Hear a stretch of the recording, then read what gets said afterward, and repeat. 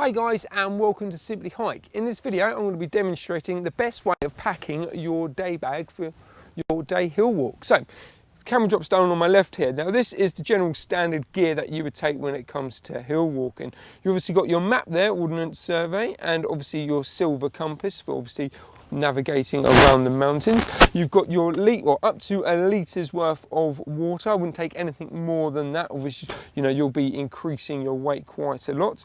You've got your emergency shelter. Now this is really key. Even though you're probably just going on a day hike or whatever, you never know what you're going to run into. So having one of these, having an emergency shelter, or the Terra Nova, call it the bovie, just basically means you can shelter up and, you know, stay in a safe position just in case. Obviously, to go with that, you've got your first aid kit as well.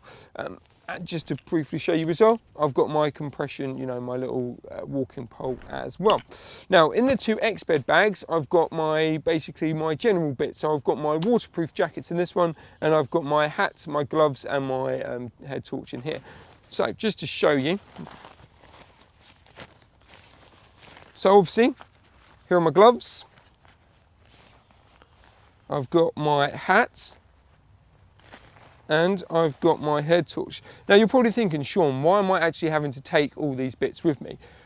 Very much just like the bovie, you never know what's going to be around the corner. You know, you could injure yourself, so you might be up on the side or on the north face, should we say, for some hours, and you know, as soon as darkness kicks in, that's when the temperature's going to drop. That's when the gloves and the hat are definitely going to be needed. Also, obviously, because I've got the sealskin gloves, if the heavens do open, it's going to keep your hands nice and dry. Yet again, just why you would also have your head torch as well, just in case on your, you know, when you're going down the mountain, it starts to get dark. So as I say, I pop them in the compression sack.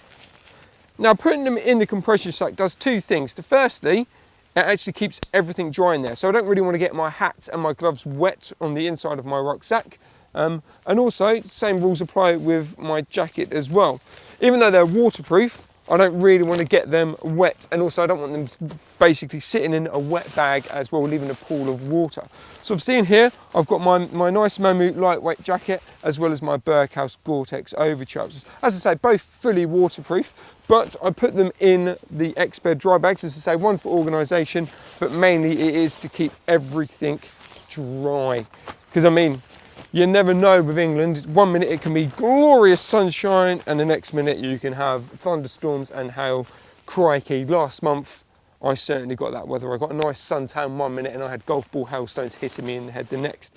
So yeah, I mean, that's a standard bit of kit. Obviously, on top of that is your own personal lunch as well. But it's really, I mean, the greatest thing about obviously having all these rucksacks and all this sort of system is, you know, just the fact how easy it is going to be to pack. Now, obviously, in this video here, I do have a 35-litre rucksack. I would definitely recommend for a day bag that being your maximum size. If you're going to be using this sort of system here, you could probably get away with using a 20 to 25, possibly a 30-litre rucksack. As I say, 35 is a little bit big, but you know, that's what we've got to deal with today. So, what I would always put on the bottom, seems a bit silly, the bovie. So that just quite literally gets stored in the bottom part of the rucksack if I open that up. And then the next bit of kit that you want is just your waterproofs. So that on there. And then obviously you've got your hats and your gloves, you've got your first aid kit, you've got your walking poles. Now I'm not strapping my walking poles to the actual outside of the rucksack. Even though they've got, you know, designed pole grips and everything like that, you never know what's going to be around the corner. You know, you don't want, you know, halfway up a trek up a mountain, your pole to actually come off the side of the rucksack. So I always keep everything on the inside, gives it less risk of actual, you know, losing the item. And then obviously you've got your map. Yet again, you can pop this in the front part there, or as I say, we've got a separate section on there. So it really does, you know, just depends on the style of rucksack. I mean, with this one here, I can put it in there safely, use the compression straps. Actually, I will do that just to show you on here. And then on the top, you want your water, because 9 times out of 10, that's what you're going to want to get. Let's say if you want a bladder, you're more than welcome to obviously use a bladder. It's whatever personal preference uses. But this video really is just to demonstrate you can spend an entire day up in the mountains, only have roughly about a litre worth of water, and it's going to reduce your pack weight a lot quicker as well. And then also, if you do run out, depending on obviously where you're hiking and where you're camping, you know, you can just use a stream as well, obviously making sure that it's nice and safe. So using the compression straps, I am purely just making the rucksack nice and tight.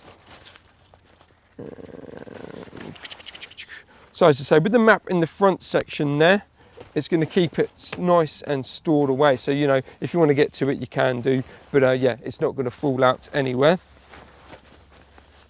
And then another little trick I'm going to do, obviously my compass is on a carabiner. Now obviously you want to keep that middle section away from the carabiner. Now the reason why I've done this is a nice little nifty trick. I'm going to attach it to this hoop here,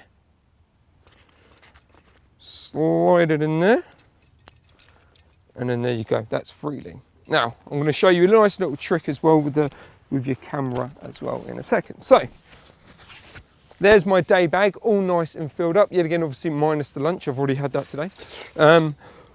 But nice, lightweight, really organised as well. Heavens open, I don't even have to worry about trying to get the rain cover to go over my bag because all my gear in there is in dry bags and it will stay completely and utterly dry. Now with the camera, obviously everyone has their own cameras as well. But a nice little tip is just hook it. So rather than actually having the camera itself in a pocket and you want to take a nice picture on the way, you can just quite literally have it on the side there, and that keeps it like that. Now I would always, the rules still apply with this one. You don't want it on the back part of your rucksack, you want to keep it nice and close. You could still lose this, should I say. So actually having it around the front part means you can keep your eye on it, or again, depending on the trousers that you're wearing, I mean like my base jumpers that I've got in there, I can keep it in there and that's stored there. And then also on that, I have my compass, so I've clipped it in there, that's pretty clever.